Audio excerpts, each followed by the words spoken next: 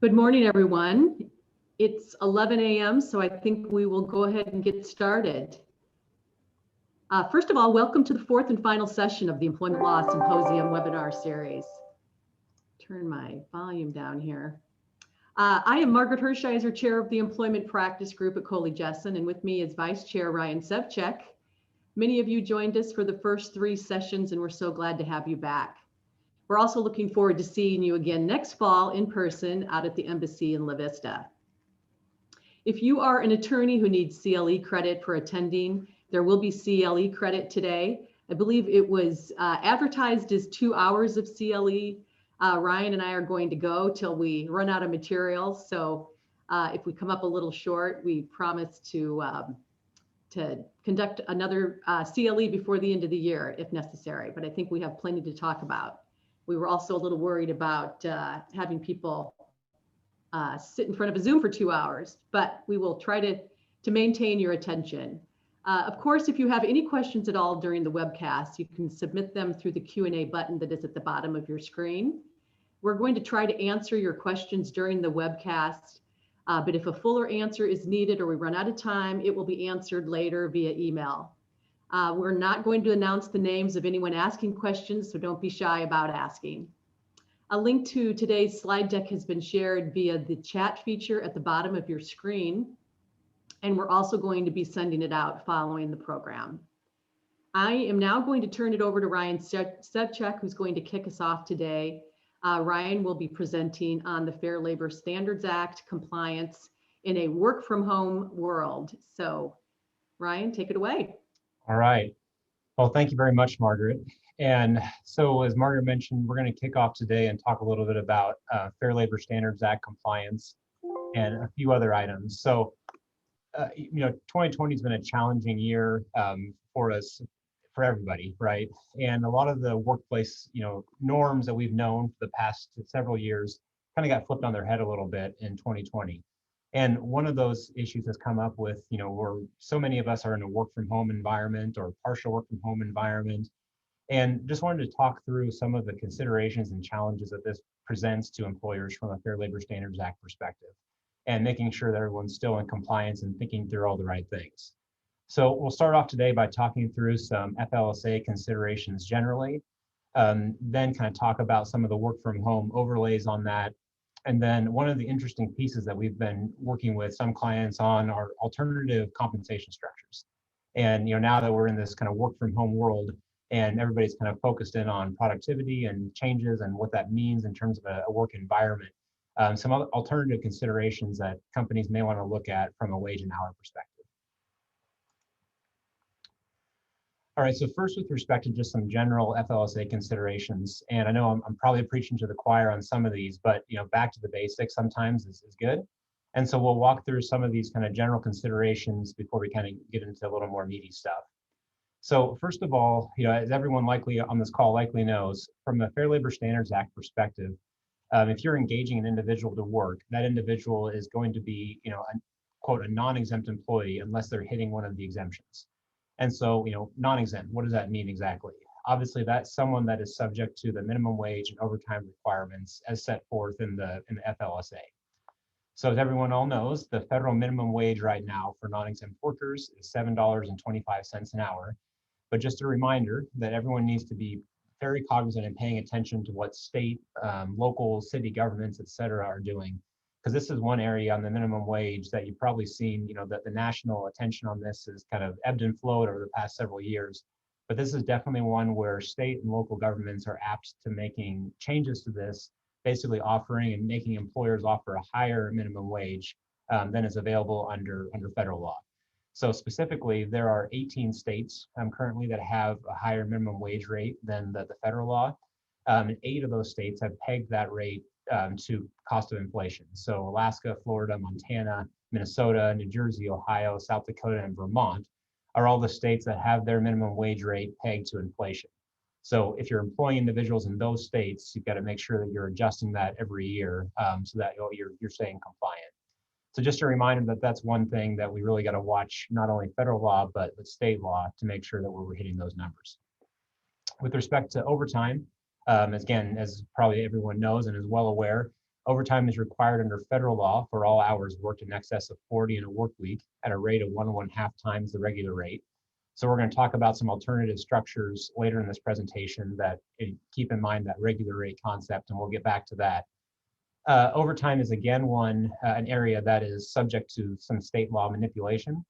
And so there's a couple of states, it's not as many as are the minimum wage issues, but in Colorado, Nevada, California, and Alaska, you've got to be cognizant there of potentially daily overtime rates. You know, if individuals work in excess of a certain amount of hours per day, that might trigger overtime compensation for hours worked after that point, whereas federal law, it's just based on a work week basis.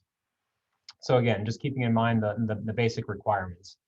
And then with respect to record keeping, this is one that can trip employers up, and most employers, I think, are pretty cognizant and pretty good at doing the record keeping for individuals that they have already classified as non-exempt. So all those individuals that are already paid on an hourly basis, subject to overtime, those sorts of things, whether they're doing that internally or working with a payroll company to provide that information, most employers are hitting the net on those.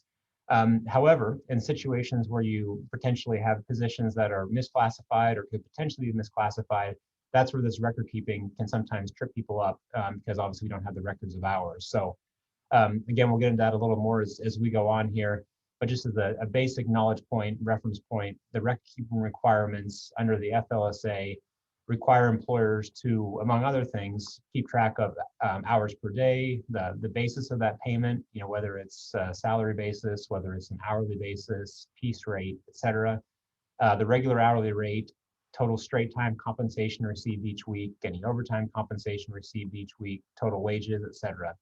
So there's lots of requirements that are built into the FLSA in terms of record keeping requirements. So good to refresh on those sometimes as well. All right, so now the other basic piece on the exempt workers. So again, you know, 2020 obviously, again, brought us a lot of new and interesting things. One that's, I think, probably was overlooked maybe because this came out in January of this year or became effective in January of this year. That seems like eons ago at this point. But the salary basis actually increased to $684 per week, or a little over $35,000 per year. So that's the floor for most of the white collar exemptions that I'm going to walk through here in a moment. And if many of you will probably remember, a couple years ago in the waning years of the Obama administration, there was the proposal to substantially increase the salary basis to a level even higher than this. That was challenged by courts. Those regulations were stayed. They were never picked up by the Trump administration and then put aside. But then the Trump administration did promulgate these regulations, which increased the federal minimum, or excuse me, the salary basis requirement as of the first of this year. So, and again, everyone's probably already taken this into account and is in compliance with this. But as we talk through some of the considerations in light of COVID-19 and salary adjustments, et cetera, just wanted to review this, and then we'll talk more about those considerations later as well. With respect to kind of the common exemptions, I'm going to high level kind of walk through some of those as well, because we're going to, again, kind of get into some considerations here going forward. So just want to level set on what some of those requirements are.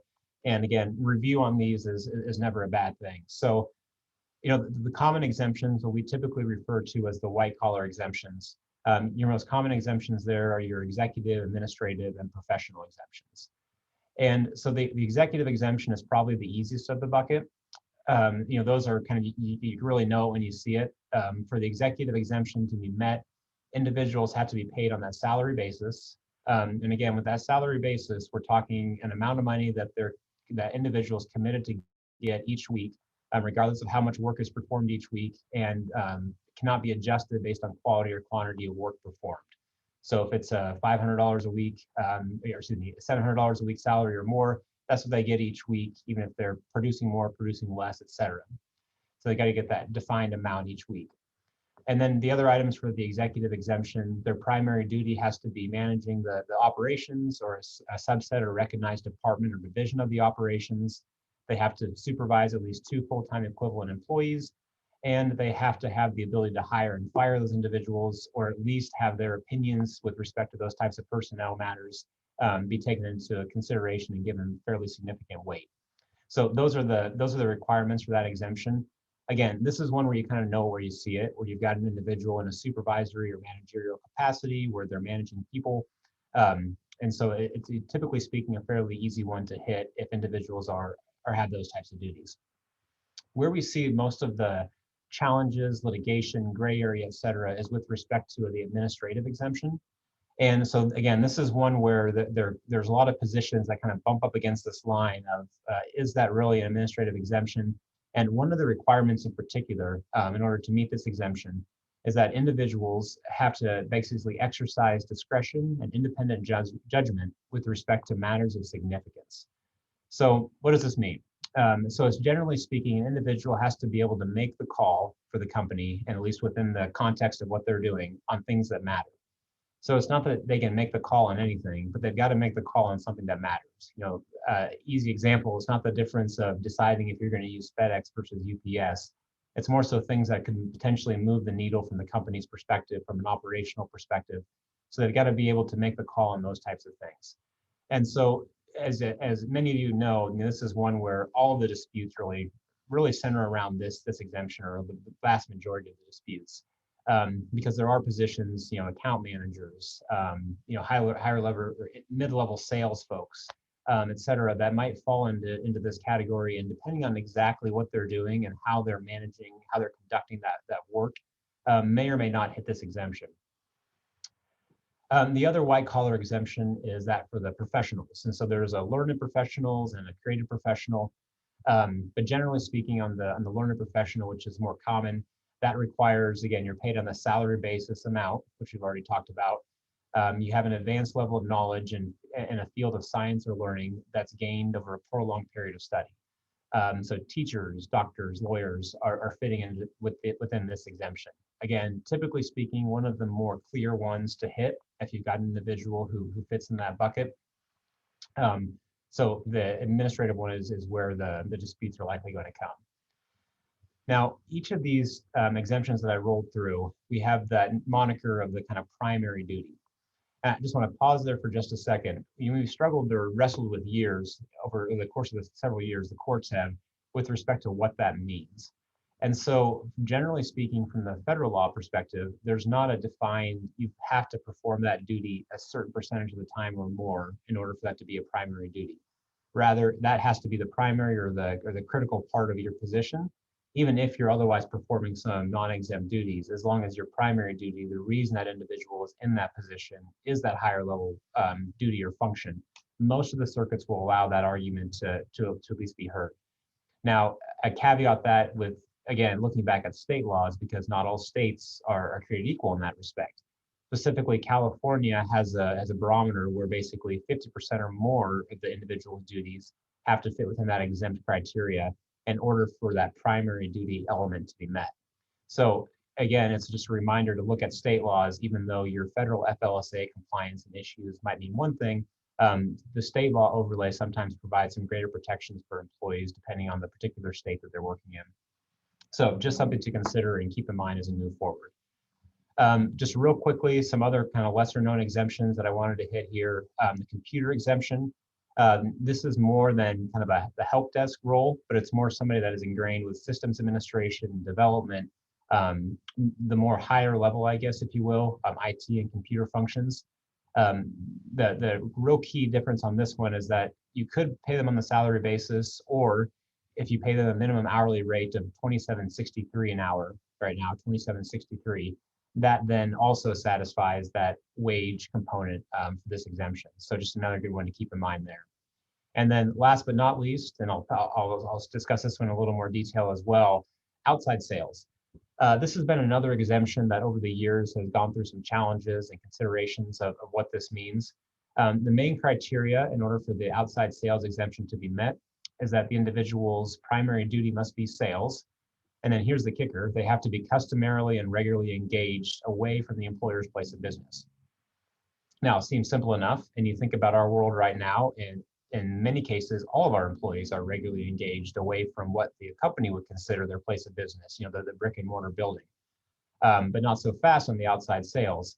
The case law regulations, et cetera, have contemplated and made clear that if that individual works from home all the time in sales and never leaves that individual's house, then that is another, quote, place of business of the company for purposes of these regulations.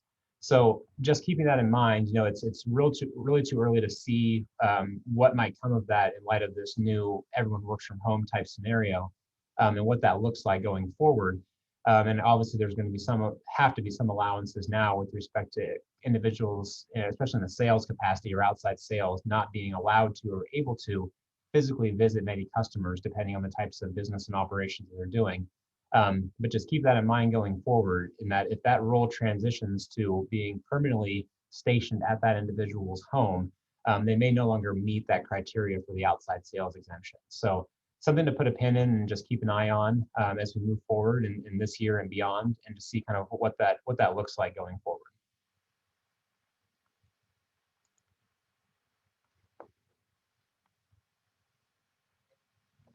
All right, so now pivoting to a little bit to some work from home considerations, especially in light of everything that's going on in the COVID world. And these considerations, have really been there for a while when we're doing work from home stuff for the past several years. But what many of you have experienced and what we've experienced in talking with clients is that this COVID-19 situation has really been a game changer. I mean, it wasn't 9-12 months ago where the work from home scenario was viewed as a perk and evidence of flexibility of an employer to allow employees to work from home. Whereas fast forward 9-12 months to where we are now, and it's almost a necessity and an expectation that individuals be allowed to work from home. So there's been a material shift on what the workforce does and how it interacts, management and employees interact. And that's something that we anticipate is likely to stay on some level. I mean, it might not go back, it might not be fully remote work like it is now, for the foreseeable future, but there's probably going to be some large segment or element of the workforce that is forever going to be in at least a part-time telecommute remote work type environment. As many companies kind of transition out of that brick and mortar is not as big of a deal, and kind of really looking at different ways to structure the workforce and provide that type of flexibility. So looking at these items, it's good to kind of get these systems in place now. Several months ago, where we were going to work from home, everyone just kind of, okay, we got to work from home. Let's get everything there. We got to rush and do it because of all of the directed health measures or health and safety concerns otherwise. And now we got to step back and be thoughtful of it and make sure that we do have all the pieces and components in place to make sure that if this is going long term now, beyond the pandemic, that we're making sure that we're compliant with our FLSA responsibilities. So first, focusing on non-exempt workers, first and foremost, you want to make sure that individuals are receiving full payment for the work that's done, and that you're adequately recording or keeping records of those hours worked. So you kind of have the flip ends of the spectrum here, right? You've got individuals who maybe sitting at home and slacking off and doing nothing, and you want to make sure that you really, as an employer, are only paying that individual for productive time. You got the other end of the spectrum where individuals, might be, now that they have access at home, checking email, doing things in the off hours where they typically weren't before, and want to make sure that those individuals are recording and capturing that time and getting compensated for it. And so historically, this work from home setup has been really hard to implement for non-exempt workers for this exact reason. And not necessarily hard to implement, but really hard to monitor. And so going forward, we want to make sure that we've got all those pieces in place and that we're thinking through all these things to make sure that we're appropriately accounting for this type of employee. And kind of the old moniker is, and the regulations provide, that individuals have to be paid for all hours worked, even if it's not recorded, if the company knew or had reasonable knowledge to know or had reason to know that the work was performed during those times. So an easy example of this is you as a manager have a non-exempt employee working for you. That individual is just cranking out the work during the quote unquote normal business hours and then stops working. And then at 10 o'clock at night, you see another email come through with additional analysis and reports, et cetera, whatever that person was working on. Well, if you then find out that there was no time recorded around the 10 o'clock hour, it would appear that that individual did in fact perform some level of services and some level of work at that time. And so you can't just hide your eyes and say, well, they didn't record the time, so therefore I don't owe them any compensation for that. Not the way it works. And so we want to be sure, whether it's systems installed in the computers from an IT perspective, that if that person's logged on, you're capturing that time. Making sure that there's some way that you can prove that it's active time, kind of all those things, just to make sure that one, you're compensating people only for the hours worked, and that two, you're also compensating people for time that might not find its way to a timesheet, so to speak. One item that did come out of the Families First Coronavirus Response Act, or FFCRA, is this divided workday exception. So generally speaking, the way that non-exempt employees work, and I'm sure all of us probably know, is that once the day starts, it's a kind of a continuous workday, and there's no break in where the compensable time stops, but for the acknowledged breaks, lunch break, et cetera, where the individuals are removed from required to perform duties.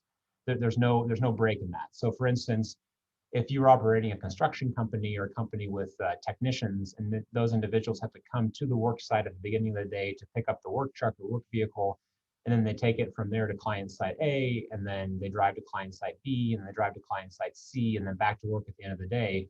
That whole time from when the truck leaves the work site, if they needed that truck for work, so they've got to come to the work site, that whole time from that truck leaves the work site until it returns is part of this continuous workday concept.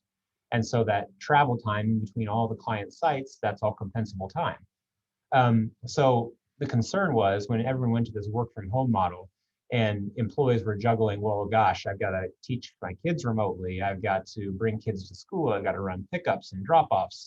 Depending on which state they were in, they're juggling all these different issues. And so there is an allowance in the FFCRA that basically dropped this continuous workday concept in this new environment, at least for the time being. And so that's really helpful now, where you have a non-exempt employee that might log in from 6 a.m. in the morning until 7:30, and then do some kid duties, and then maybe log back in over the lunch hour, and then maybe log back in later in the evening. Now those are defined buckets of time, and as long as they're not expected to and are not otherwise performing work during those off hours, those are not compensable time and part of this continuous workday exception. So that's really positive, and we'll see kind of where that goes going forward if that type of allowance continues. Again, it makes sense, but it's also with the backdrop of the company has to be very certain that during those off hours, if you will, no services or work is being performed or provided by those particular employees. All right, so exempt employees also not without concerns, considerations in this work from home world and our COVID world here. So first and foremost, this kind of mix of exempt, non-exempt duties. So as you remember, we ran through a general summary of all those common exemptions. One of the items that we talked about was the primary duty, and individuals had to perform certain duties in order to fit under certain exemptions. And so it's, over the last several months, unfortunately, many companies have been faced with the hard decision of furloughing workers, potentially reducing their workforce, et cetera. And inevitably, what that means is that there's on some level consolidation of duties, and individuals are performing services or performing duties that they weren't otherwise performing just a couple months ago. So the concern or potential concern here is that with respect to exempt employees, you don't want to mistakenly or inadvertently convert their position into a non-exempt role just by the virtue of the duties that they're now being asked to perform. So for instance, if your non-exempt employees are subject to reductions in force in a certain department, and now your higher level employees, or who were your exempt employees, are now being asked to perform and pick up a lot of those day-to-day tasks, you potentially run the risk of those previously exempt employees now performing too much non-exempt work such that it converts their position into a non-exempt position and you lose that exemption. So you want to be very cognizant of how those positions are getting restructured and what that looks like. Now, caveat on that is that there is an emergency allowance already built into the existing FLSA and interpreting regulations that basically provides that if there are duties that need to be performed, and if they're not, it would threaten the safety of employees, risk of cessation of the operations of the company, or cause serious damage to the employer's property. And if these items are beyond the employer's control and couldn't reasonably be anticipated, then there's an allowance that during the period of that emergency, these individuals are able to perform these non-exempt tasks without fear of losing the exemption. So in this situation, more than likely, this exception is going to apply for almost all companies.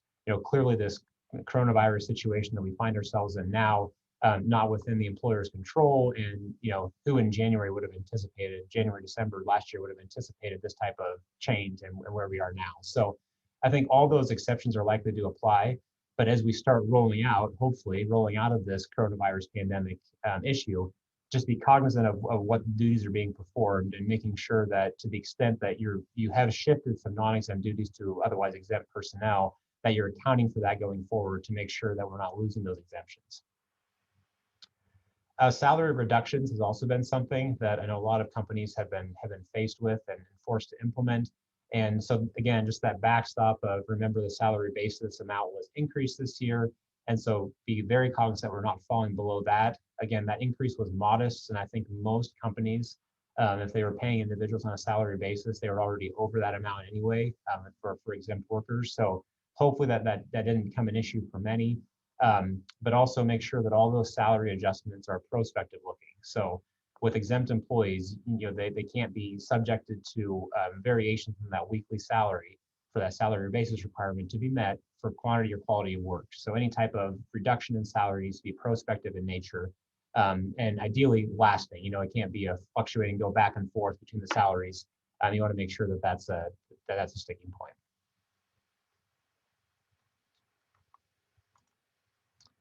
All right, so now I want to talk through a few alternative compensation structures, and these are specifically relevant for non-exempt workers. And I think more employers are working at these alternative structures in this work from home environment, because I think a lot of employers just have a whole new perspective on productivity, profitability, what that means for workers, how much work is being performed, and wanting to try to find an easier way to manage this in the context of the work from home, also in a way that makes sense for the business and makes sense for the employee. So I just want to run through two of these structures. One is the fluctuating work week method, and the other is kind of the piece rate method, and see what that looks like. And then I've also got some comparison slides, especially on this fluctuating work week method, of what that looks like compared to kind of your quote normal hourly rate and overtime compensation. So fluctuating work week. The basic parameters that must be met in order for an employer to use this is that your individual's hours must vary from week to week. So an individual some weeks performs 30, some weeks performs 35, some weeks 40, 45, 50. There's a variation on the amount of work and services that are performed over the course of the week from one work week to the next. Probably not all that dissimilar from your exempt workers, right? Where some weeks they may work 30 hours, some weeks they may work 60 hours. It just depends on how busy it is.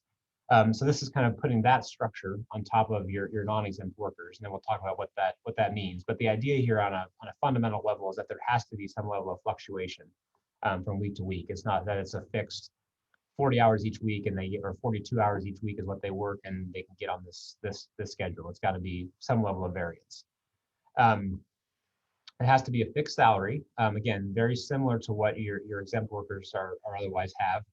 No reduction if they're working fewer hours. So again, we'll run through some examples, and I think this will make a little more sense. Also, and this is actually a recent add to the regulations, as of August 7th, 2020, the regulations were amended on this fluctuating workweek process to allow for bonus compensation.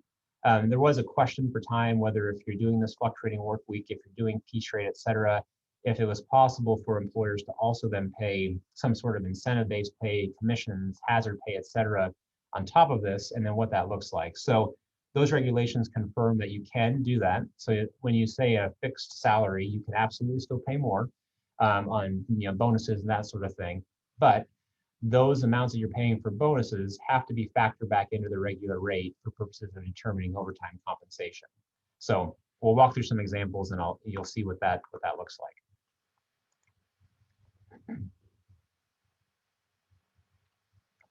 Okay, so I've got a couple examples here, and then I'll run a comparison on kind of what this might look like in comparison to your normal straight time overtime hour structure. So, and in this example, this alternative structure, fluctuating work week. So again, we're assuming the individual has some fluctuating hours from one work week to the next. So in this example, say we peg that salary at $600 a week. That's our fluctuating work week standard salary.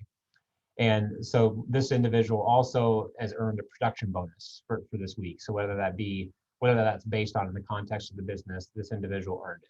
So they're going to get the $600 salary for these new regulations. You're now also authorized or able to provide this individual some sort of incentive comp. So they get this $100 a week kicker. So say they only work 36 hours during this week. So now their regular rate, even though it's going to be largely irrelevant for this example, but it's going to be $700, which is their total comp that they received over the course of that week, the salary plus the production bonus, and dividing that by the total hours actually worked, which is the 36 hours, that gives you your regular rate of $19.44 an hour. So now if there were overtime, this is what we would factor on, that's how we factor the overtime, is based on that amount. So we'll get into that in one of the following examples here. But here, the total comp for this individual is going to be $700 for the week, even though they worked less than 40 hours and they got this production bonus. All right, so now we're going to add one more basic example here, and then we'll add a complication. So same thing here. They've worked that, they got the salary, but no production bonus this week, so they didn't meet the metrics. Same hours. Now notice how their regular rate has changed. Here it's $16.67 an hour because you're factoring that regular rate or determining that regular rate based on not your salary divided by the hours, not just your salary divided by the hours, but all compensation received during that week divided by the hours actually worked. So here it's $16.67 an hour. On that previous slide here is $19.44 an hour because we're factoring in that production bonus. All right, so now let's get a little more complicated. Okay, so this individual, same basic scenario, fluctuating work week. They've got the $600 a week salary. They also earn this production bonus. And now they're going to work 45 hours this week. So it took them a little longer to get everything done this week, earning that production bonus, et cetera. So now their regular rate compensation, so it's $700 is the total comp they received that week, still the $600 salary plus the $100 bonus. So now their regular rate is that 700 divided by 45, which now gives you the $15.56 per hour. Now, in order to determine their overtime compensation that they are owed, we take the halftime. So this is where it differs dramatically from your normal kind of straight time overtime compensation. Typically speaking, now we've now got their regular rate. Now you multiply that by 1.5, multiply that by the 5 hours of overtime. There's your overtime compensation for the week.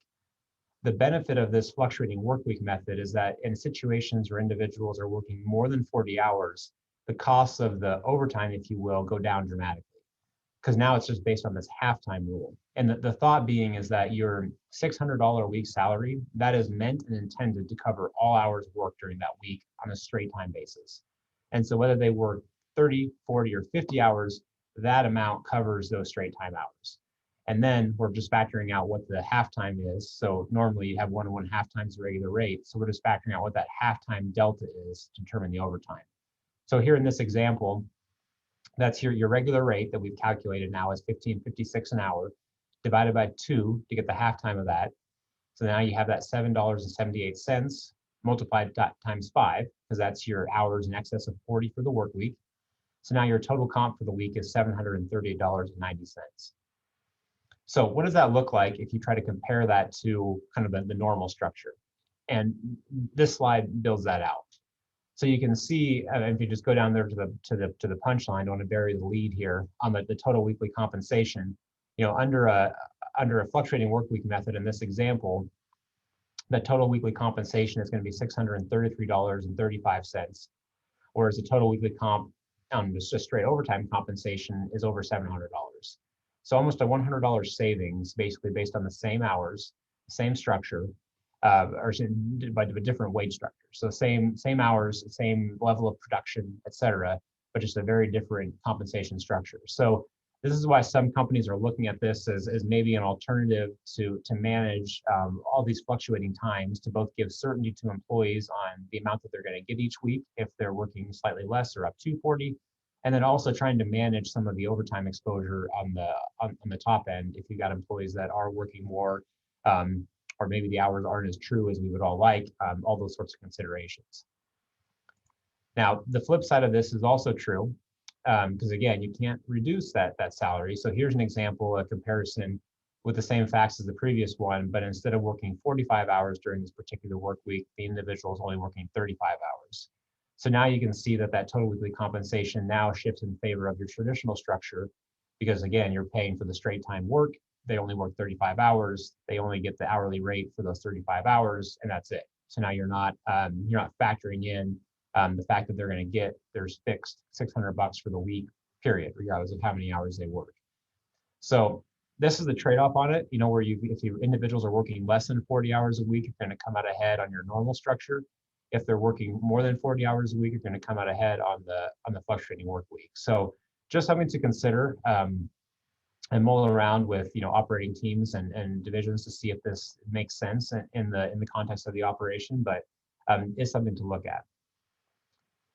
All right, one more alternative structure here that I'll run through, and then we'll turn it over to Margaret. So this one is a piece rate structure, and I know some companies, we work with a lot of companies that use this in kind of a construction industry, others that are in manufacturing-ish type roles, where basically you're basing an individual's compensation on the amount of pieces or the amount of product that is actually completed. So there's a dollar value assigned to whatever that achievement is, right? Whether it be $3 per item or $4 per item or 50 cents per item or whatever it is, that's how their compensation structure is based. Now, the caveat to this gets a little more complicated for a couple of reasons. Number one, you always have to make sure that the individual is getting being paid at least the minimum wage for all hours worked. And then two, you got to still run the overtime calculations like we were before. You also have to keep what I always refer to as a shadow record. So you've got basically two records for their compensation structure here. You've got the one record that is counting, if you will, the pieces that are completed in order to determine the compensation on the piece rate basis. But then you also have a set of records that is still tracking your hours just like you normally would, because you have to use that as a back check to, number one, make sure you're getting paid at least the minimum wage, and number two, to use for overtime calculation purposes. So we'll run through a couple examples here as well. So in this first example, let's just assume that the individual's piece rate is $3 a piece. So whatever this is, if it's making X, Y, or Z, but every product that they complete, they get $3 for that item. And so let's assume that in one work week they completed 200 of these pieces, and that took them 30 hours. So now their total piece rate compensation for this week is going to be the piece rate, the $3 multiplied by the number of pieces completed. So that gives you the $600 per week. So now again, the regular rate for purposes of this work week, you take that total compensation divided by the number of hours to give you $20 per hour. So clearly above minimum wage or federal minimum wage thresholds, and their total compensation for the week is $600. Easy example. We're kind of off to the races there. Now let's make it just a little more complicated on this one. So again, assuming that $3 per piece rate, they still complete the 200 pieces in a week, but in this example, it took them 50 hours to complete that. So now we've got to, again, account for that overtime. Whenever you're dealing with a non-exempt employee, you have to, in some way, shape, or form, depending on your compensation method, account for those extra hours, that overtime compensation. So here we've got this piece rate compensation. The total amount is, again, same thing. Your $3 per piece multiplied by 200 completions gives you the $600. Now we've got to figure out our regular rate, and now it's going to matter for purposes of overtime compensation. So the regular rate this week was $12 an hour. Again, this is incentivizing productivity, because here your regular rate was $20 per hour because you created more in less time. So now you're creating the same amount, but in more time. So now, of course, your hourly rate is going to be slightly less. So $12 per hour is your hourly rate. Again, we're over the federal minimum wage. So as long as we're not subject to any state law requirements, we're good from a minimum wage perspective. But now we need to calculate what this overtime rate means, based on the hours worked. So they got 10 hours of overtime here. And so the benefit of the piece rate is that you're, again, talking about this halftime compensation structure. So you figure out what the regular rate is, divided by 2 to get your half of that rate, multiplied by the overtime hours to give you your overtime compensation. So $60 additional in this example. One caveat on the piece rate methodology is that there's an alternative way that you can calculate overtime. Now, this has to be agreed upon in advance by employer-employee, or at least has to be communicated that this is the way overtime would be computed. But rather than basing it on earnings, you can actually base it, or rather than basing it on your halftime calculation, you can actually base it on the piece rate. And so if they completed, say, 10 pieces during the overtime hours, then you can take 1.5 times that piece rate for those hours, and that's your overtime compensation. So here they would make during those hours $4.50 per piece as opposed to $3 per piece. So that gets a little more complicated in terms of record keeping and making sure that that's all tying out. But it is an option to consider if you're looking at a piece rate compensation structure. Again, simpler probably if you're going to go through the process of this to do the halftime calculation, but it's something to look at. Again, this is another alternative compensation structure. This one's probably a little more complicated than the fluctuating work week, just because of the fact that you've really got to be diligent in keeping those two separate sets of records. We've been through some FLSA audits and situations where companies haven't been as diligent on keeping those records, and that can be a real train wreck trying to unscramble that egg at the 11th hour. So definitely, if you're going to use this methodology, you have to be very diligent on keeping those two records and back checking that each work week, to make sure the individuals are crossing those thresholds, making the minimum wage, and then making sure that overtime is properly accounted for. All right, so that is the end of my section of the presentation here. And I've got contact information there on the screen, and so feel free to reach out. And no questions I don't think came up during the presentation, but I'll check the chat after this and try to follow up with people if they did. But definitely feel free to reach out or give me a call if you do have any questions or want to discuss these further. And without further ado, I will turn it over to Margaret. And then Margaret is going to talk about, she always has kind of the best part of the symposium every year on all of the employment law updates. I say it's the best because it's probably the most relevant. It's kind of what everybody wants to know and hear about and learn about. Margaret probably pulls her hair out with it because it's also the hardest one to put together, because as we all know, all this stuff changes every day. And 2020, talk about changes in structures and laws. That's been a doozy. So with that, I'll turn it over to Margaret to provide some information there. Thanks, Ryan. Can everyone hear me? Can you hear me, Ryan? I can hear you well. Okay. I can't seem to get my video to turn back on, but I'll keep working on that. All right. Yes, as Ryan mentioned, I'm going to try to run you through an update for what to expect in 2021. Before I move on to that, I wanted to touch on a couple of follow-up things from Ryan's presentation, which was really awesome, because I was just asked this question about the fluctuating work week. And the question was this: does the fluctuating work week method always require that the hours fluctuate both above and below 40 per work week? And in that Department of Labor opinion letter that Ryan referenced, they actually answer that question and indicated that no, they do not have to fluctuate below 40. They do need to show some fluctuation, but if the employees are generally working at least 40, but the hours are kicking up, higher than that, but not necessarily below that, you can still use the fluctuating work week method. So that's terrific. The other thing to bear in mind is Ryan was just running through all of the Federal Fair Labor Standards Act. There are a few states that actually do not allow the fluctuating work week. So if you're in multiple states, you'll want to check state law, and we're happy to help you do that as well. All right, without further ado, and we're sorry we can't serve everybody a nice lunch today, but this is casual, so feel free to get up and grab a snack if you need to while we go through this. All right, the first thing I want to talk about is OSHA and what's happening on that front. Now, for many of you that are on the, Ryan, I don't know if you can backtrack that or not.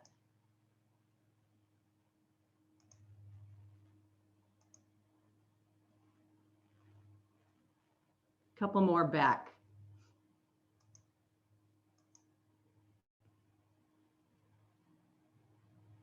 Wrong direction.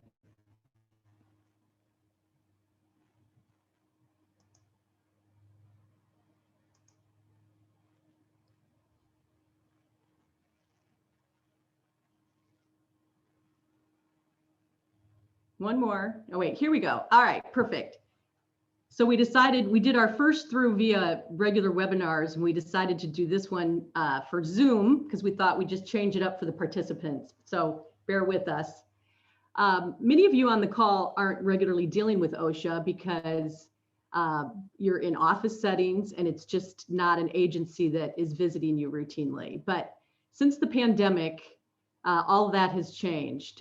Since the pandemic began, the number of whistleblower charges that have been filed with OSHA are in the thousands. And these are coming from people that are working in office settings and basically asserting that they've experienced some form of retaliation for having complained about the safety of their workspace. This is very likely to continue in 2021 as we all continue to navigate the pandemic. The good news is a vaccine is on its way, but it's going to take some time for that to be available to everyone. So this is something that every single employer needs to bear in mind. Don't think because you're primarily in an office setting, and most certainly if you run production and other types of environments, then OSHA is near and dear to you. But here's what's happening. Employees are complaining to their employer about what they view as unsafe work situations. Perhaps they don't think that you're providing enough social distancing. Perhaps they think that people should be allowed to telework more. Perhaps they think that the PPE isn't adequate. And they're acting by filing charges with OSHA, number one, either complaining about the lack of safety, or if they feel that they've experienced some sort of adverse employment action because of their complaint, then they're asserting retaliation claims. So an employee reporting an unsafe work situation who then suffers some adverse employment action and then claims that those two are connected may have a retaliation claim under OSHA. The types of fact patterns in these cases are typically involving an employee who perhaps they've been furloughed and they were very loud about what they viewed as an unsafe work situation due to the pandemic. And then they did not get called back after the furlough. And they're now taking the position that they think the reason that they weren't reinstated was due to their earlier complaint.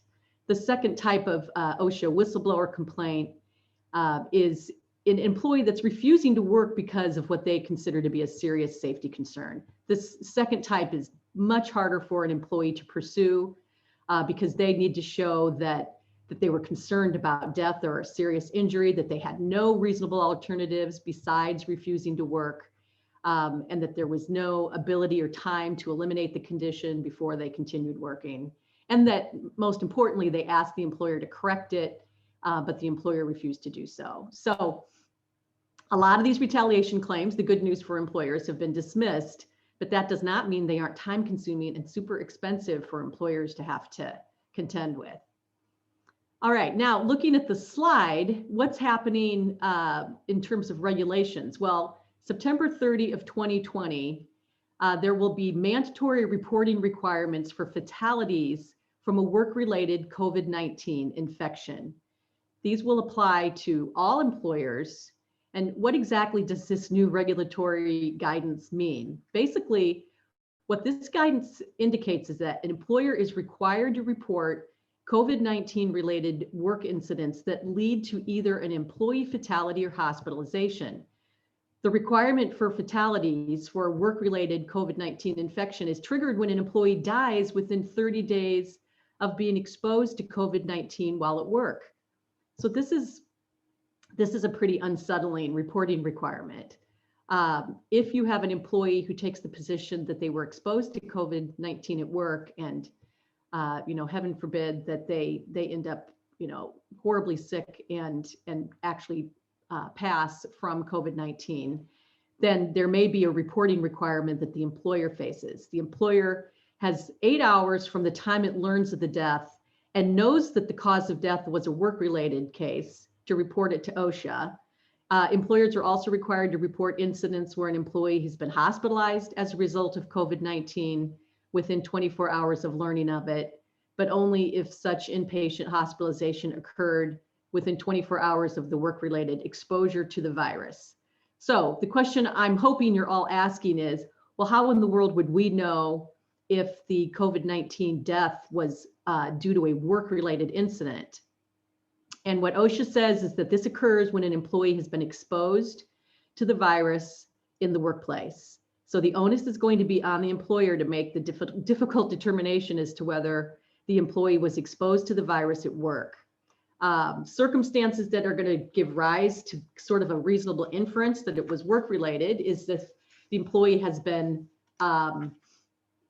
basically exposed to a coworker. Their job duties require them to frequently interact with members of the public, or knowledge that the infected employee had contact with another employee who actually was confirmed positive for COVID-19. So if any of those situations occur, then you need to make all the relevant inquiries to determine if this needs to be reported, and we can certainly assist with that. That is the general rule under OSHA, that if you have a workplace fatality, that it needs to be reported immediately. And there's 24-hour hotlines. There's also an email that you can use to make that kind of a report. With respect to the second and the third bullets on this first slide, OSHA inquiries. Now, I've worked with many of you who have received this letter that OSHA is sending out, and it's the same letter that everybody receives. The only thing that changes is the complaint. And basically what OSHA is now doing is that if an employee just calls and says, hey, I work at such and such company, and there's been a big COVID outbreak, and I don't think it's safe to work there right now. So it hasn't risen to the level of being a full-blown workplace inspection. But OSHA's going to follow up. And what they're doing is they send out a letter. This is not a citation letter. This isn't even a letter indicating that they're going to come on site and conduct an inspection. It's just a letter that says, hey, company, there's been a hazard reported to us as follows. And then they list out what the complaint involves. And I've seen everything from, people are contracting COVID at this company, okay, to there isn't enough PPE made available, to the office isn't being kept clean enough. I mean, it's just a variety of different alleged hazards.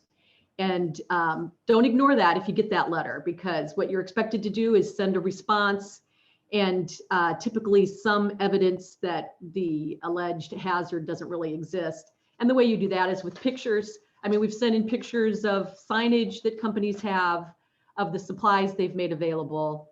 And then what OSHA typically does is follow up and say that they're good to go and you won't hear from them any further. But those letters are coming out at a pretty rapid pace, at least here in Nebraska. And then the last bullet has to do with the general duty clause. And everyone needs to be familiar with this. Employers must furnish employment and a place of employment which are free from recognized hazards that are causing or are likely to cause death or serious physical harm to employees. And so this general duty clause is serving as the impetus for some on-site investigations. And we have handled several. These typically involve OSHA actually showing up, wanting to conduct a full-blown inspection because of what's been reported as a failure to comply with this general duty clause. Honestly, a lot of this has to do with masks. Never thought I'd be talking about masks at the level that we are currently, but there are many states that require employers to provide masks to employees, both in office settings and in other close quarter environments. So it is important to be intimately familiar with what your company's specific requirements may be. And don't ignore this general duty clause, because it is resulting in some on-site inspections for sure. All right, on to the next slide. The emergency temporary standard. President-elect Biden has urged Trump to, quote, immediately release and enforce an OSHA temporary standard to give employers and frontline employees specific enforceable guidance on what to do to reduce the spread of COVID. And I think you could absolutely anticipate that this standard will be developed and additional enforcement of OSHA regulations pursued. we've had a recent presidential election. And so while things are still a little topsy-turvy, all indications are that President-elect Biden will be in the job come January. A lot of the things we're going to talk about today are topics that he ran on, and there's a lot of parties that are expecting him to fulfill some of these promises, and this is one of them. So employers can anticipate that there will be more OSHA investigators hired. OSHA has complained that they don't have enough people to conduct the number of investigations that are ensuing. So you do need to make sure your business is complying, and there are lots of guidelines out there. They're not super clear, the CDC and/or OSHA guidelines. So let us know if you need any clarifications. And the other thing is listen to employee concerns regarding workplace safety, investigate and document. It's going to be really important for you to have that paperwork in your file if you are subjected to an investigation. The other thing is update your retaliation policies. They may not even reference complaints about safety and health issues, but you want to make it clear that the company welcomes those and would never take any sort of retaliatory action against somebody because of a retaliation complaint. All right, on to the next topic. So Ryan talked about the Fair Labor Standards Act in the context of the wage and hour rules. And, let's face it, those are complicated. And there are a lot of businesses that would really prefer avoiding them completely. And how do you do that? Well, you hire people as independent contractors instead of W-2 employees. But it is not just a matter of choice. And we get that call a lot from clients that say they need an independent contractor agreement. We talk a little bit about, well, why do you believe that this person is an independent contractor? Well, that's the structure that they're requesting, and we want to accommodate that. Well, it isn't really something that you just get to choose because it's your preference. It really has to be defensible under a whole bunch of laws, not just FLSA, but workers' comp, the Title VII, the anti-discrimination laws, the list goes on and on. But at the end of September, the U.S. Department of Labor did release this proposed rule, which will arguably make it easier for employers to classify workers as independent contractors. One of the biggest challenges with this whole are they or are they not an independent contractor is we don't have one set test. It really depends on what law you're staring at and trying to analyze. But under wage and hour, what this proposed rule is saying is that we're going to really look at just two core factors. First, the nature and degree of the worker's control over the work. And second, the worker's opportunity for profit or loss based on initiative and/or investment. So when you look at those two factors, if you're the company wanting to hire independent contractors, it would be pretty easy for you to make sure your structure meets these two requirements. Because first of all, the degree of the worker's control over the work is basically saying, hey, don't hire somebody as an independent contractor and then plan on just micromanaging them to death, right?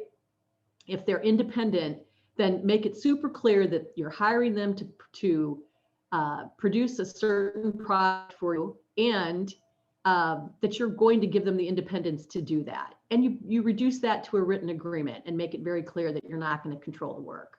So that one is really pretty easy to control. The second one is even easier, that the worker's opportunity for profit or loss is really based on their own initiative and/or investment.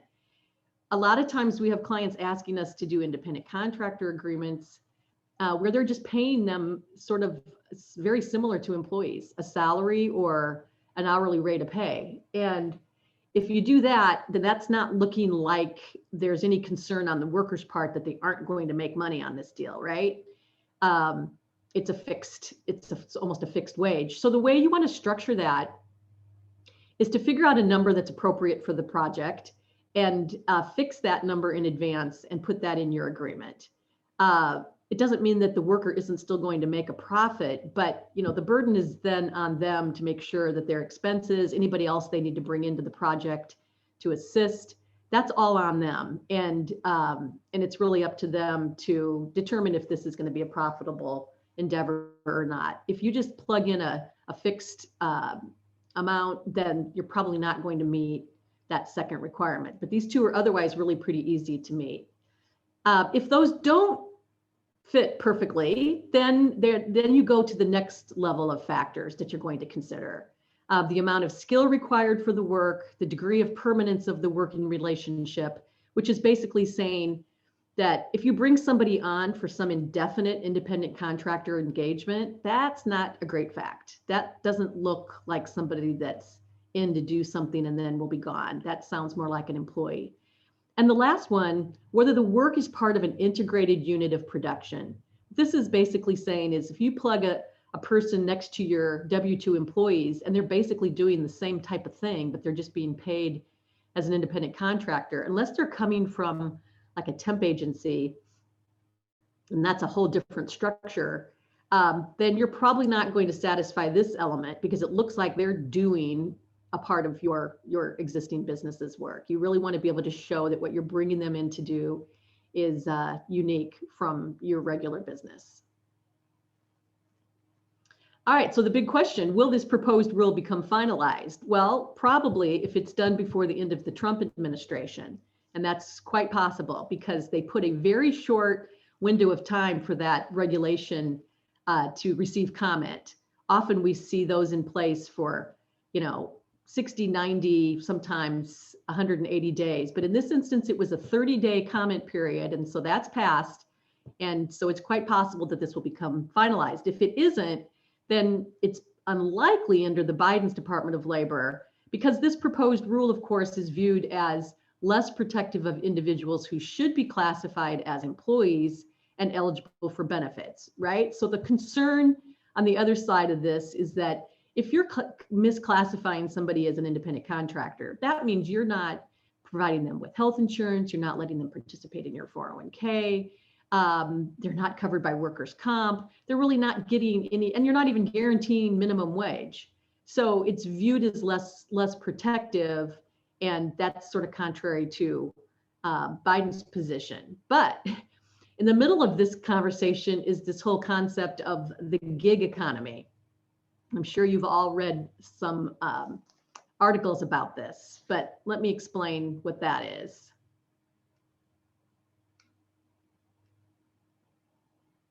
Ryan, you're doing a great job guessing it when to advance these slides.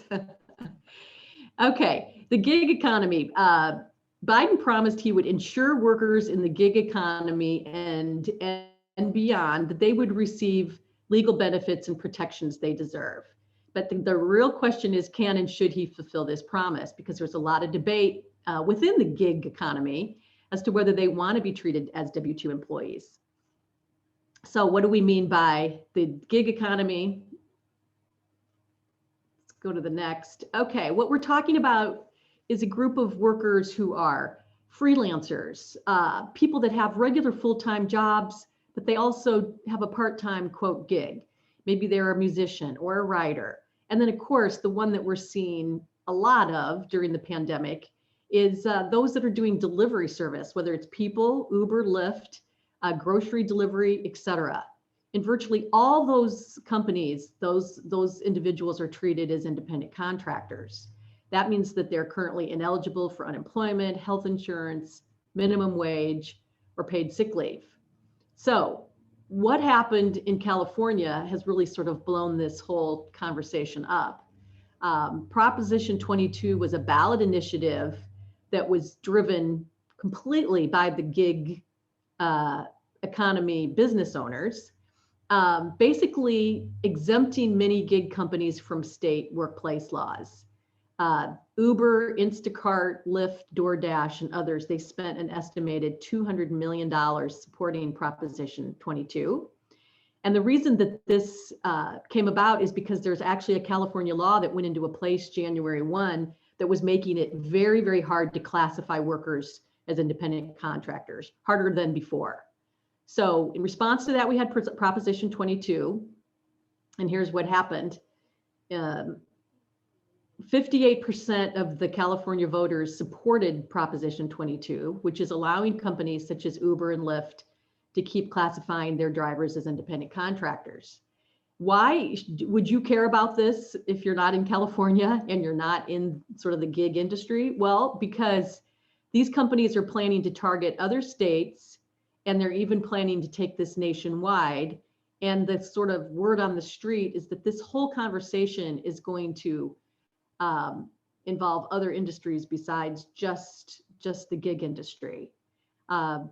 In this particular instance with Proposition 22, what they're really were offering was sort of a hybrid. They're not an employee, they're an independent worker. There will be some requirements that they receive a certain amount of pay and some reimbursement for gas, et cetera, but they won't be participating in benefits.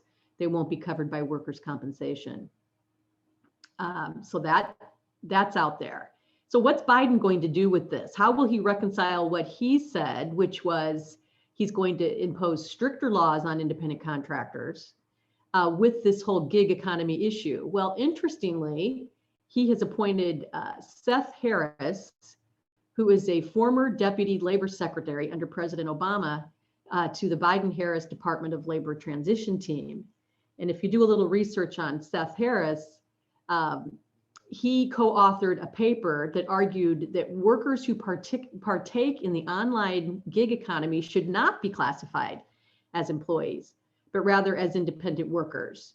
Now, if you read the article in its entirety, he most certainly is supportive of protection for workers. And he talks about the fact that they should still be able to organize and collectively bargain and join unions, et cetera, but they should not be required to receive minimum wage or overtime pay. So that's an interesting pick. And there's also somebody that I think it's the general counsel for Uber, who's like the brother-in-law of Kamala Harris. So yeah, I guess the takeaway on this is exercise continued caution in hiring workers as independent contractors who might currently qualify as employees under most federal and state laws. Right now, the exposure to your company for misclassification is significant. And this is the question we're often asked is, well, really, what is the exposure? How big of a deal is this? And honestly, you know, if I were to pick the law that probably creates the biggest economic exposure, it would be, you know, workers' comp, which is a no-fault law that if one of your employees gets hurt, of course, there's going to be coverage.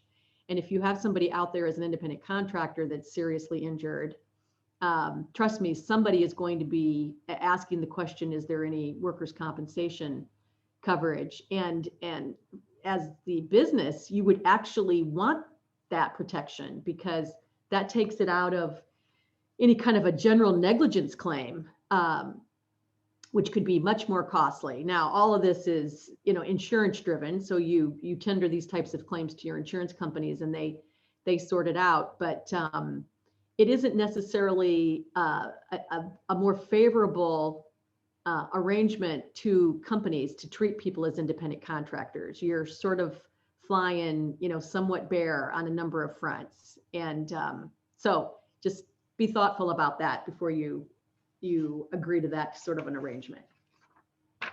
All right, what else can we see? Well, Ryan talked about the current minimum wage under federal law, but Biden, this has been discussed a lot, has pledged to increase it. Now, everything we're discussing about in terms of these promises and pledges will also be heavily dependent on what happens in Georgia with the runoff elections and who's controlling the Senate. And that all remains to be seen. But should things change there, then I think you could absolutely see an increase to the federal minimum wage. This is a massive jump. But when I've talked to some businesses about this, many have said to me, honestly, we've already had to push our hourly rate to this level just to keep people. It's so competitive, and in a lot of areas, the unemployment rate is still very low. And to find, you know, some really solid hourly workers, you have to offer a competitive wage. So I know some aren't as worried about this. The other thing that Biden has pledged to do is to end tipped minimum wages that are very common in the restaurant industry. Basically, what the tipping rule states is that you only have to provide a minimum hourly rate of pay of $2.13, and then the balance of the tipped employees' wages are made up in tips. But the perspective on this is that it negatively impacts women and people of color who make up a majority of the tipped employees. So it'll be interesting to see what happens there.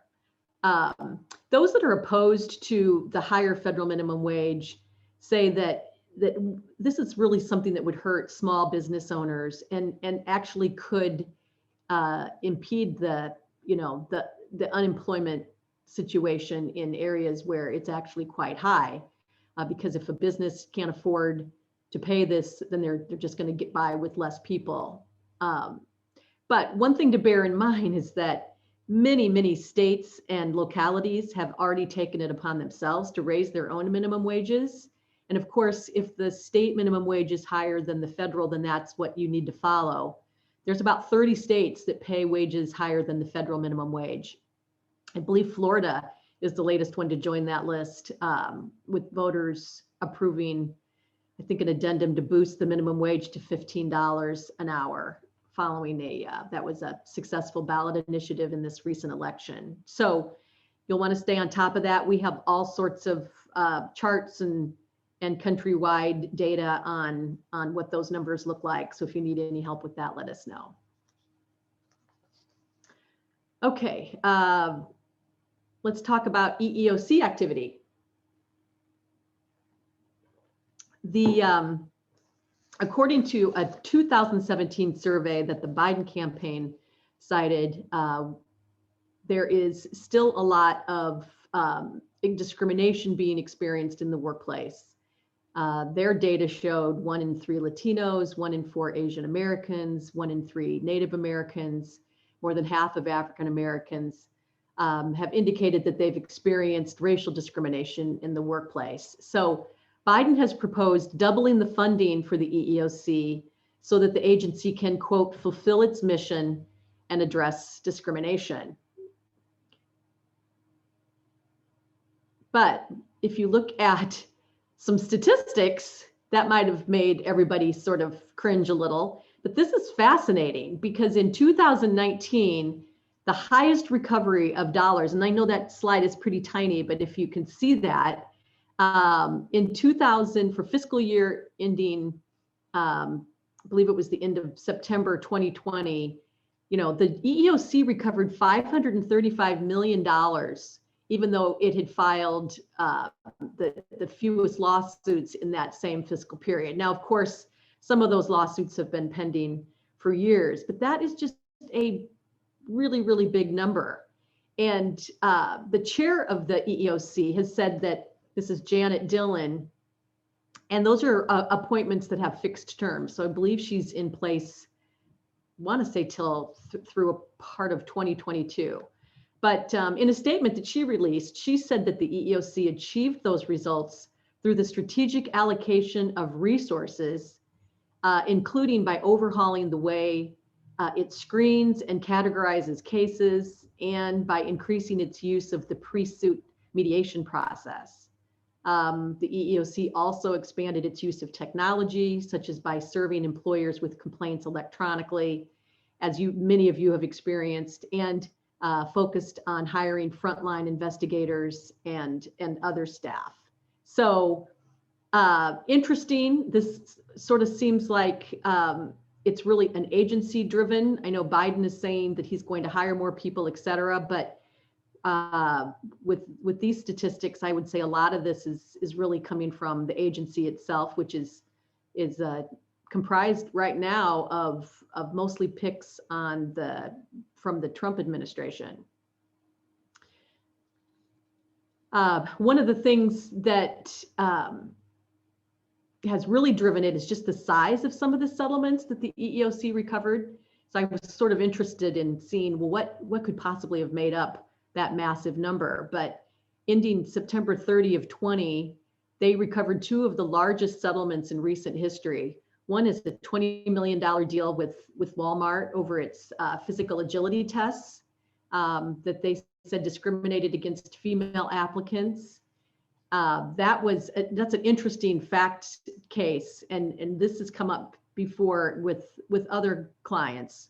But the job, and we weren't representing Walmart, although doesn't it seem like Walmart is paying out settlements like this pretty routinely.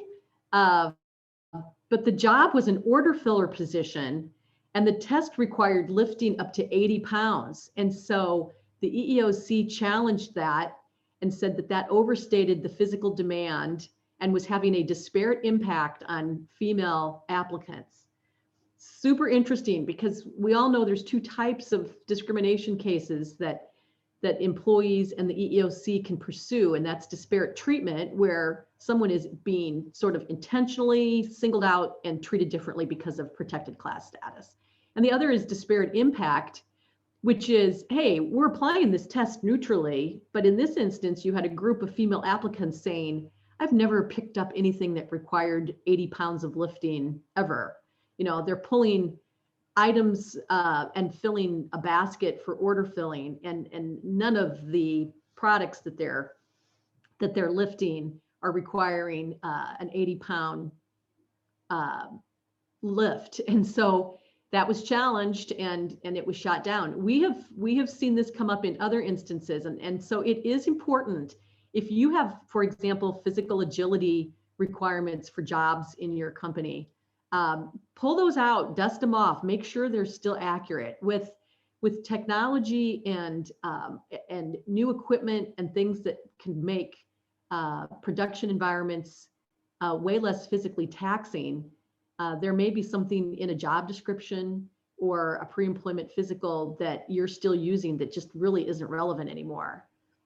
The other case that was interesting is a $20.5 million pact with Jackson National Life over sex and race bias claims. Now, why is it a pact? Because they've entered into a consent decree that's going to last several years. So the EEOC will be watching this company closely while they satisfy a number of settlement terms and conditions. But the facts in that case were pretty cringy in terms of the evidence, at least as reported by the EEOC. If you go out on their website, you know, they like to do a nice press release when they settle a massive case like this. And which is always interesting to me, because by definition, settlement means that this continues to be a disputed claim. There's no admission of liability on the part of the company, but nevertheless, part of the EEOC's, you know, shtick is to do a press release, at least representing their version of the facts. And the company came out and said that it absolutely does not, you know, support, prohibits sex and race bias in the workplace. And the facts had to do with, you know, sexually driven comments that were directed at some women, some racial comments, one-off remarks and things that were made to a variety of people. The other 106 million, that just involved a variety of different litigation matters, and then another 156.6 million through 6,700 successful mediations. That doesn't add up, as you'll see, to the 535, but those were some of the big numbers that I thought were worth looking at. One of the things that Biden has indicated with these takeaways is that he wants to challenge this but-for standard on age claims. If you go out to the EEOC's website, they actually publish every year the statistics for the number of claims that have been filed and the category of claims. There's been a massive uptick in age claims, but they really are not very successful, because the Supreme Court has established a standard that requires the employee to prove, but for age, they would still be working at the company. And in other instances, such as, you know, gender discrimination or race discrimination or disability, the standard was that protected class a motivating factor in the decision to terminate, demote, et cetera. But with age, they have to prove, they being the plaintiff, that but for age, they'd still be working at the company. And that is really a mountain to climb, because we talk to a lot of businesses that need to part ways with the long-term employee, and never do they bring up, well, they're just too old. It's typically things like, you know, their skills have become somewhat obsolete, or they're just not, you know, carrying the weight that this job now requires, or they just seem, burn out. I mean, the issues are very relevant and have nothing to do with age, but the employee often goes there because they've been at the company for many years and they think it has to be that. What else is it? And but for them to try to establish but for has been very difficult. So I think we can see some attempts to try to legislatively, because that's been decided by the U.S. Supreme Court. So the way that would have to get fixed would be through legislation. ADA discrimination claims, these are also increasing at a rapid pace, a lot based on pandemic related factors. And I do want to talk about this a little bit because this is coming up routinely. You're all getting calls and letters and doctor's notes from employees saying so-and-so has a underlying health condition and needs to telework until, June of next year, unless there's been some change in the, pandemic circumstances. So the calls we get are from businesses saying, hey, we have this note, this person is indicating they can't come to work, that they need to telework, but we don't do teleworking. It's just company policy, not something that we allow. So we're just going to let them know that we understand. We'll give them the time off unpaid. And so my question is always, well, first of all, are they in a job that would even allow them to do it remotely? And if the answer is no, well, then that's a very fair position to take. If they can't do their job remotely, then they don't get to telework. But many times they can do the job remotely. It's just not the company's preference. And maybe it's an hourly position. And that's just not something that the company wants to get into because, as Ryan covered with you, you've got to track hours, you've got to still maintain record keeping, et cetera. But under the Americans with Disabilities Act, if that person has a protected physical or mental impairment that substantially limits a major life activity, and that's going to include a lot of the conditions that we've been hearing from the health professionals are at risk with COVID, diabetes, somebody that is undergoing, cancer treatment or has recently completed it and maybe has a compromised immune system, somebody with asthma. These are all going to be protected medical conditions that will require you as a business to sit down and thoughtfully consider whether you can accommodate. And the courts and the EEOC will not accept as a response, we just don't do that. We don't allow teleworking. They expect you to consider whether that is something that is possible, whether it's your preference or not. The other thing to watch for is the Equality Act. This is a proposed federal law that prohibits discrimination on the basis of sexual orientation and gender identity. Really, this is just a codification of what the U.S. Supreme Court has already decided, which is sexual orientation and gender identity are protected under Title VII of the Civil Rights Act. But this would just sort of formalize it under federal law, which currently doesn't make any specific reference to these as protected classes. The Pregnant Workers Fairness Act, requiring reasonable work accommodations. You might look at that and think, well, don't we already have the Pregnancy Discrimination Act at the federal level and states all have them? Yes, but what is different about this? And for those of you that aren't aware of this, Nebraska's state counterpart actually has this same requirement. This is saying, this isn't whether they're, quote, medically compromised due to a pregnancy and requiring accommodations. This is saying, employee plus pregnant equal you accommodate. And so it isn't a matter of there being, a health or high risk pregnancy circumstance. And if you read the Nebraska Fair Employment Practice Act, which was amended a few years ago, and really this language sort of snuck in there, but it says the same thing, both during and after the pregnancy, there's an expectation that you're providing some reasonable accommodations. So this would heighten the expectation on that front. The last one, which is super interesting, the Be Heard Act. As many of you may or may not know, small businesses that have less than 15 employees, unless you're in a a city or there's a local ordinance that governs, you're not subject to the federal anti-discrimination laws and most of the state laws. So Title VII, you have to have 15 or more employees. The age discrimination statute, you have to have 20 or more. The list goes on. FMLA, 50 or more.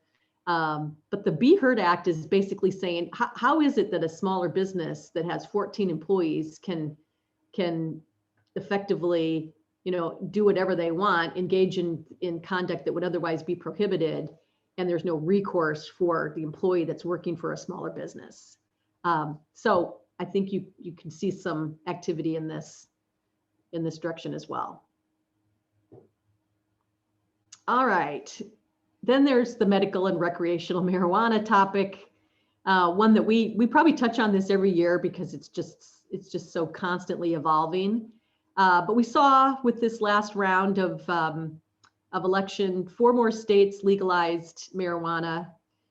We've got Arizona, Montana, New Jersey's added recreational, Mississippi, medical, South Dakota, both medicinal and recreational. There are now 35 states in the District of Columbia that allow for medical marijuana use and 15 states that allow it recreationally. There are actually several states that are trying to reduce the criminal penalties for marijuana use because it is still considered under federal law, illegal controlled substance.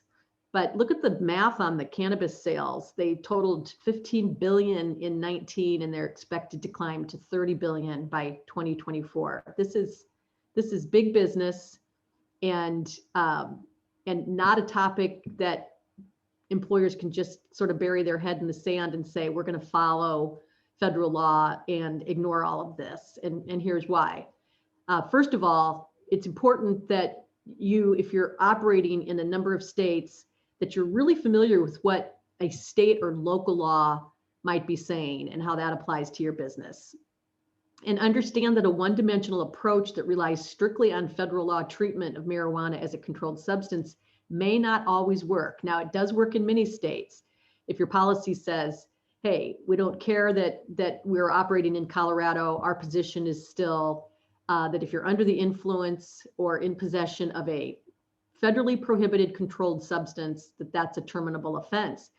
But what's been happening is a lot of states are adopting state laws that do require an employer to modify that stance. And so why would that matter? Well, because the way an employee would then pursue a claim against your company is to just assert the state law claim and take the position that you've violated state law. And what those state laws typically say is people can't just show up under the influence, but in some states, the standard is, hey, you employer have to prove not just that it was in their system, but that it is adversely affecting their ability to perform their job. Okay, because we know that marijuana stays in the system, can be up to 30 days in some instances. And so the impact of that is that as a controlled substance, if your knee jerk is just you tested positive, you're out, you just need to stop, check, and make sure that there aren't some state law considerations. And I also consider the impact of testing for drugs other than marijuana, which is a pretty radical statement, but this was actually shared with me by a company that said, hey, we're in multiple states where it is allowed recreationally. And the truth is we're not in a highly safety sensitive business. It's mostly offices. And we do pre-employment drug testing. But we've just taken that off of the panel for testing purposes. Marijuana, we don't want to know. And as long as they're doing their job and we're not seeing any effects of it, then we think the better approach is just, don't ask, don't tell. Now, that's open for debate, but, that's out there. Okay, next topic in 2021, what's going to happen with paid leave? And will the Families First Coronavirus Response Act be extended into 2021? Ryan talked a little bit about this and how it impacts wage and hour issues, but just so everyone's on the same page, you're aware that the FFCRA, this is the statute that applies to any business with 500 or less employees. And right now you're obligated to provide both emergency paid sick leave and extended family and medical leave. And this is in place until December 31st of this year. The emergency paid sick leave, the employers have to provide 2 weeks for the following reasons. The employee is quarantined pursuant to federal, state, or local government order. They're quarantined because of the advice of a healthcare provider. They have a sick child that is home, or they have a school or child care provider that is unavailable because of COVID-related reasons, or they're experiencing, or they're caring for somebody else that is subject to quarantine.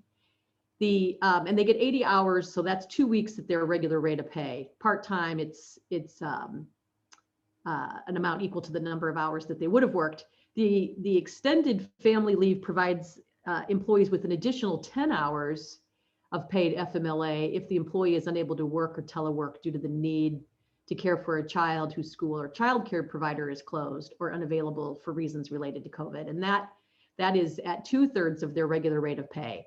We've fielded just tons and tons of calls on this because it can be tricky. And again, it's set to expire, but the stats on what this paid leave has done in terms of flattening the COVID spread, if you go out and look, there's a number of studies that have been published that are taking the position that because of this paid leave through this statute, that a statistically significant 400 plus fewer confirmed COVID-19 cases per day have resulted from that. So this has gained a lot of momentum and certainly bipartisan support. Obviously we're going to be dealing with this into the new year, so it'll be very interesting to see what happens with the paid leave as we make our way towards December 31. All right, and then last but not least, it wouldn't be a discussion about 2021 if we didn't talk about union matters, because this is always just a really divisive topic amongst the various parties and administrations. As everyone I'm sure knows, President-elect Biden is a strong union supporter. The NLRB will remain in Republican control until August of 2021, again, because of the way those positions are appointed and structured. But Biden has indicated that he's going to support this Protecting the Right to Organize Act. It's a really aggressive statute, and we could talk about this for another hour, but in a nutshell, what does the PRO Act provide? It's been passed by the House in February. It contains a ban on employer mandatory captive audience group meetings.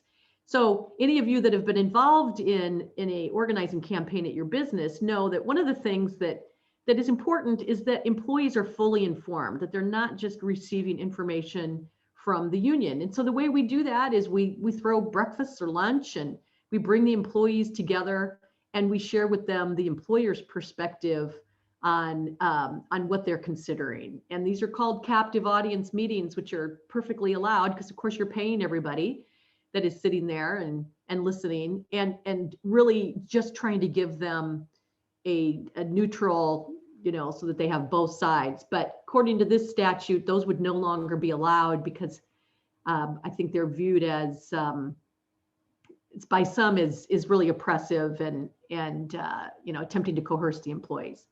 The second is applying a strict independent contractor test. And why is this important? Well, because the NLRA, the National Labor Relations Act, which the NLRB, the National Labor Relations Board, governs, only applies to, quote, employees. And so what this is saying is that if you've got people classified as independent contractors that should really be employees and should be able to organize, then we're going to make sure that gets corrected too. And they also are barring class action arbitration waivers This was a big hot topic. Gosh, for the last couple of years, we had a lot of companies that have had employees sign class action waivers because those were deemed enforceable by the U.S. Supreme Court, as long as the program was otherwise compliant. And that was just a really huge, significant change, because class action lawsuits are a real nightmare for companies, and they end up costing a ton of time and money, even if the underlying claim is baseless. So working on that. Other things that the PRO Act would provide: mandate immediate collective bargaining for 90 days, and if no agreement is reached, require binding arbitration of contract terms. So what this says is that, let's say that there's been an election and the union prevailed, and so now it's time for you as the employer to sit down with the union reps and negotiate your first collective bargaining agreement with the union. This can sometimes take a really long time, because you're going to, push back on some of their demands. They're going to push back on some of your positions. And oftentimes the parties reach what we call impasse, which means we can't get this figured out. And you got to kind of keep working at it. What the PRO Act is saying is, hey, we're going to give you 90 days. So get after it. Try to come up with a new agreement between you and the union. And if you can't get that done, well, we'll just shift it over to binding arbitration. So now you're going to have a third-party arbitration panel decide what the terms and conditions of your contract terms are going to be with your employees. So, that is very frightening. The PRO Act would also ban employer lockouts and the permanent replacement of strikers, while allowing intermittent strikes. Right now businesses are allowed to, they've got to be able to conduct business. And so they can bring in replacement workers if their employees are striking. Ban the right to work laws. Many states are what we call right to work, and right to work should not be mixed up with what at-will employment means. We hear that sometimes. Right to work is simply a state's position that, hey, employees get to decide whether they want to join it. If the union has been successful at your company, and now it's time for the union to get employees to actually commit that they're going to pay dues. If they're in a right to work state, the employee can kind of get the benefit of a negotiated collective bargaining agreement, but take the position that they personally are not going to join a union or have their paycheck reduced for dues. And so the PRO Act would eliminate the ability of right to work laws to continue. The PRO Act also would allow unfair labor practice claims to be brought as civil actions in court. And if you read the statute, there's fines, liquidated damages, and remedies for unfair labor practices. And the biggie here is personal liability on corporate directors and officers. So it's a big statute, and one to keep a close eye on. So what are the takeaways like right now for if you are a union shop, then you already know what life is like with the union. If you're not, it's important that you understand what union organizing looks like, especially with today's technology. The days of bulletin boards where union organizers were posting up meeting at such and such place, those are over. It's all done through text messaging. They set up independent websites and blogs, and they include all kinds of information, and the employer may have absolutely no idea this is even going on. So you have to keep your eyes and ears open, and that's just so that you're part of the conversation and understand what is and what is not allowed in conjunction with union organizing campaigns.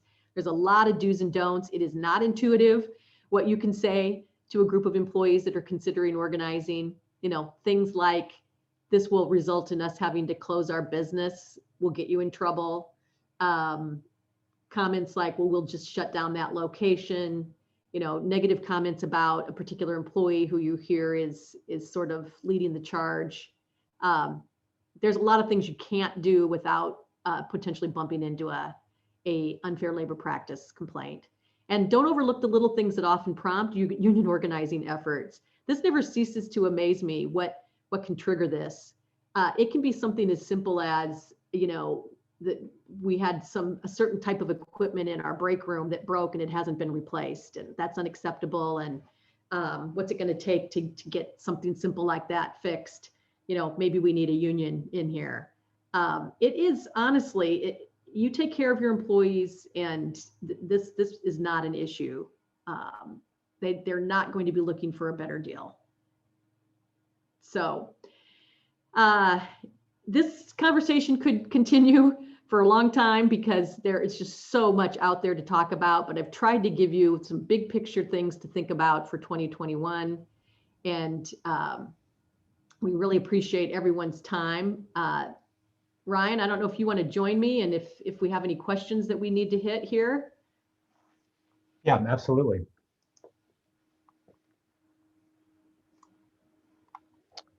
So I haven't seen any come in through the chat, so I'm not sure if we've got any left here or not. Okay, well, hopefully we still have some attendees. It looks like we still have a good crowd, which is great. And we really appreciate everyone's time and attention. This is a long period of time to sit in front of a Zoom. And so we will bid you all adieu, and we've saved you a few extra minutes today. But if you have any follow-up questions for either one of us, that's going to work now. Feel free to shoot either one of us an email at any time, and we're happy to respond. So thanks everybody, and have a great weekend and a happy Thanksgiving.